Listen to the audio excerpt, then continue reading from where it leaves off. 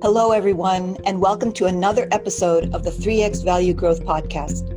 My name is Carrie Sauls, Value Growth Advisor to private and family-run businesses, and I'm also the author of the book, Multiply Your Business Value in 3 Steps. The 3X Value Growth Podcast is a forum to hear from experts with the expertise and resources that you need now to ensure that your lower middle market business can achieve its full potential. Tune in to hear from experts sharing generously their expertise to help owner-led businesses crack the code on what it's going to take to multiply the value of their business in any economy. Today, I am pleased to have as a guest David Veech. Welcome, David. Thank you for having me, Carrie. I'm very excited. I'm very excited to have you here, too. I'm coming to this show from New Hampshire. Where do you live? Where are you coming from, David? I live in central Ohio, right north of Columbus in a small town called Galena. Galena, Ohio. Galena, yeah, home of the mud flats. So yeah, that's what we're famous for, is mud flats. Well, thank you for joining us today. I really appreciate you taking the time. Before we get into our show, I do want to introduce our audience to you, David, so let me give you a little bit of an introduction. David Veech teaches leaders how to love, learn, and let go so they can create a workplace that is fully engages the creative and productive power of people. He learned by doing through 20 years of service in the Army and is still learning. He has shared what he learned with thousands of students and clients since he retired. His messages will inspire you and your teams to obliterate obstacles, accelerate innovation, and elevate performance, leaving everyone motivated and engaged for the future. Welcome again, David. That's inspiring. I hope so. That's what I want to do. That's what people need. We need jobs that we look forward to going to work at. Well, that's perfectly in line with what our topic is for today, getting back to better. I love that idea for our 7 questions in 7-minute interview. Are you ready? Yes, ma'am. Let's get started. First question, David. Who's your ideal client? My ideal client is any organization whose senior leadership team understands that they need to change personally to make the organization more effective and to create the kind of culture that they want. Very direct. So building on that, what problem do you solve for business leaders? The most important thing that I bring to the table is that I can help leaders see where their personal behaviors are taking the organization away from their stated purpose and their stated goals. Often that we can't see. I guess I'm the guy who helps people get planks out of their eyes. That's one way of putting it. Definitely. That's something that's really useful. So therefore, that leads me to my third question. What are the typical symptoms of that problem that you see owners experiencing or that they end up talking about? The thing I kind of run into most is that I see people spending an awful lot of time and energy on their operational and financial performance metrics or on technology solutions instead of developing their people and their human potential. They might be having some one-on-one sessions or coaching sessions, as they might call them, but those are typically one way where the leader is telling the led, here's what you need to fix because you screwed this up or something like that, rather than developmental coaching assignments and aspirational kinds of conversations to get those folks to take that next step forward. You are right in line with what I've been advocating in terms of performance excellence. There has to be this two-way for everyone to be able to elevate the whole organization at an individual level, not just at the more macro levels. That's exactly right. It's a huge, huge difference. Building on that, number 4 question for you, David, is what are the most common mistakes that you see owners making when they try to solve this on their own? You said they have planks in their eyes. Well, one, they have to be able to see what they need to see. And often they don't know their gap away from excellence. So we've got to be able to assess that. But then to close that gap, often they only try to do training for a select group of people. And if you're trying to create a new culture in an organization, everybody in the organization needs some amount of training so that everybody's speaking the same language, everybody has the same vision, everybody understands the same true north and everybody's got their feet pointed in the same direction. So if they don't train more people, then they have a hard time with that. I also see a lot of people who want to try to build their strategic plan around project.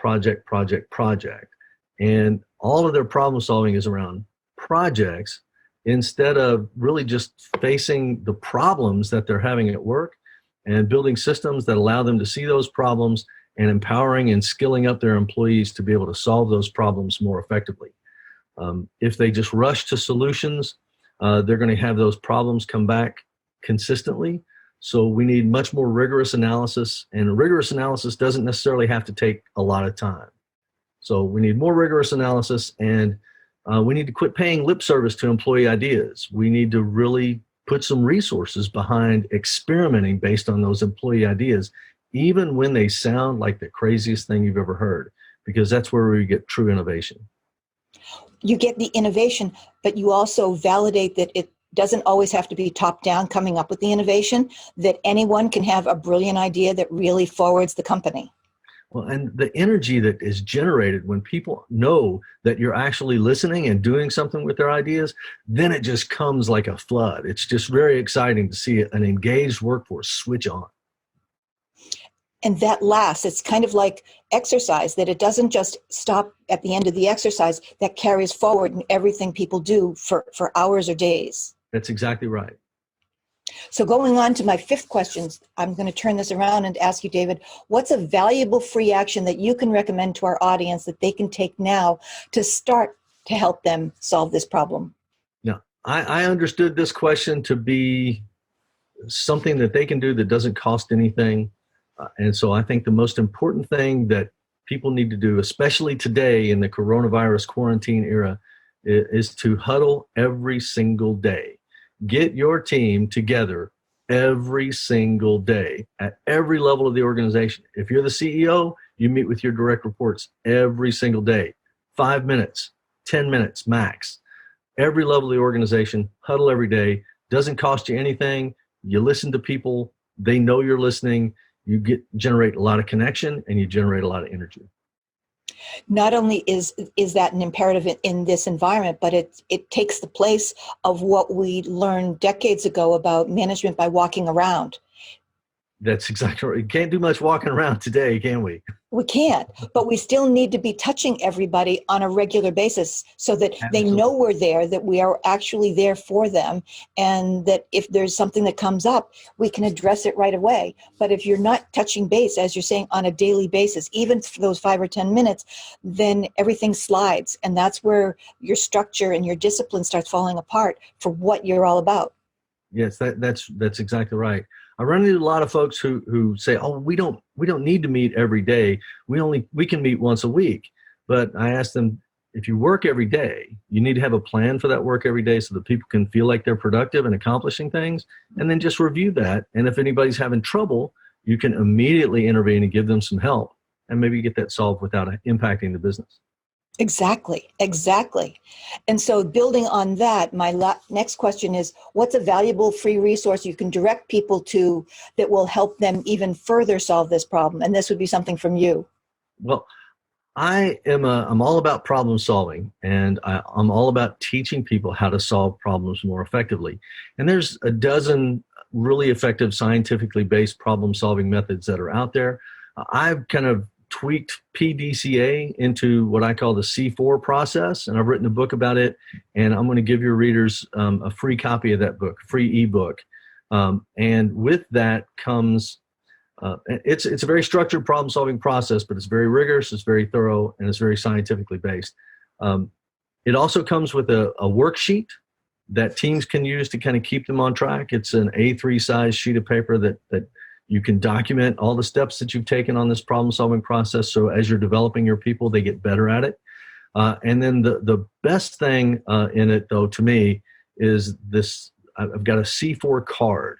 It's a little 4x6 card with questions and answers and space to record those answers, so that when an employee has a problem, they can write the problem on there with their name, put it on a board, and the leader can go and have a conversation with them. Or if that employee has an idea, they write the idea on the card and put it on a board, and the leader kind of walks them through that problem-solving process with this little card.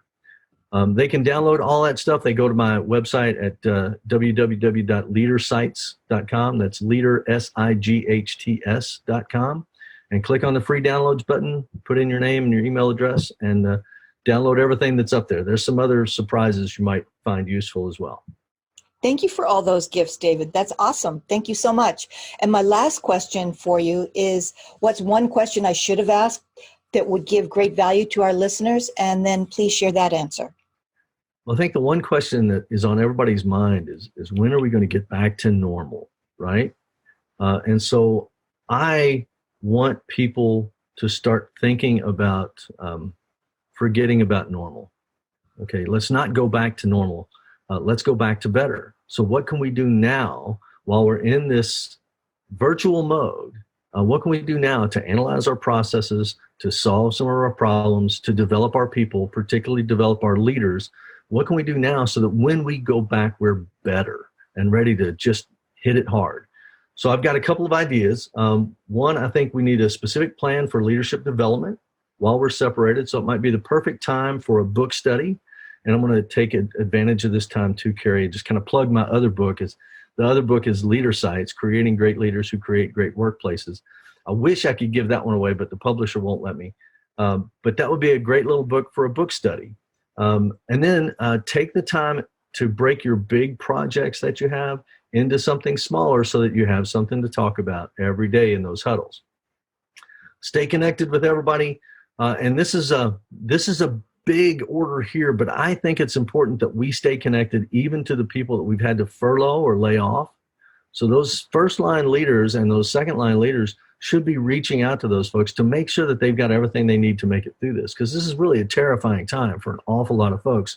And we've got to stay connected, even if they're not working for us anymore. We owe it to them as human beings to take care of them a little bit. And then I want to do virtual process analysis and problem solving. You can do everything in that C4 book, all the problem solving up until actual implementation of the selected plan. You can do that virtually. Then you want to get back to work, implement those plans, make the processes better, solve those problems, and then charge on with everybody else. And if anybody needs help, this is great. They can call me. This is great, David. Thank you so much, David Veech, for joining us here from Leadership Sights. Thank you for taking the time today in this crazy environment to help us look forward to making all of our businesses back to better rather than back to normal. Thanks, Carrie. Thanks for having me.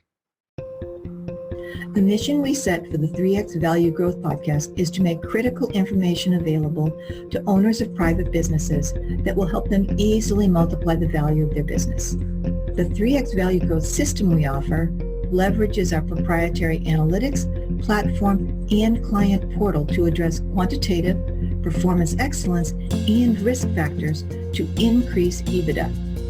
To learn how you can multiply the value of your business threefold in just 3 years, check out 3xvaluegrowth.com/model for a free PDF. You'll be invited to attend our next demo of the 3X Value Growth Program on a free monthly webinar of what works in the lower middle market. Thanks for checking out our 3X Value Growth Podcast. If you like what we're doing here, head on over to Apple Podcasts and subscribe. Leave us a review or rate us. It's very much appreciated.